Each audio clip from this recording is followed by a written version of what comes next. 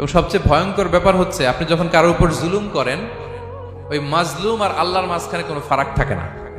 আল্লাহ ওই ফারাকের পর্দা উঠায় নাই, দোয়া করলেই ওটা আরশে যেয়ে কবুল হয়ে যায়। খবরদার, মজলুমের কান্না কখনো বৃথা যায় না। জীবনের কোনো না কোনো সময়ে এর প্রায়শ্চিত্ত আপনাকে করতে হবে। জীবনের কোনো না কোনো সময়ে এর প্রায়শ্চিত্ত করে আপনাকে মরতে হবে। বদদোয়া করছে, ডাইরেক্ট কবুল। খবরদার আমার পেনাঙ্গের ভাইয়েরা, আমরা যেন জালিম না হই। In it's any form, operation in it's any form, যেই কোনো ভাবে, যেই কোনো ক্ষেত্রে, যেই কোনো ধরনের হইতে পারে জুলুম। কাউকে আপনি ছোট্ট কোনো কাজে ঠকালেন, বন্টন নীতিতে ঠকালেন, হ্যাঁ, জমি মেরে দিয়ে ঠকালেন, আমানত মেরে দিয়ে ঠকালেন, ইন ইটস এনি ফর্ম যদি জুলুম করে থাকেন, খবরদার, মজলুমের কান্না কখনো বৃথা যায় না।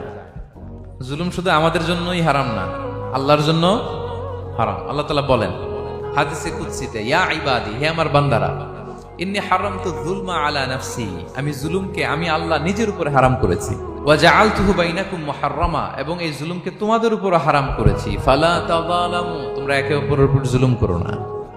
জুলুম শুধু আমাদের উপরই হারাম না, আল্লাহ নিজের উপরও হারাম করেছেন। তাহলে জুলুমের সাথে কি মুমিনের কোনো সম্পর্ক থাকতে পারে? পারে না।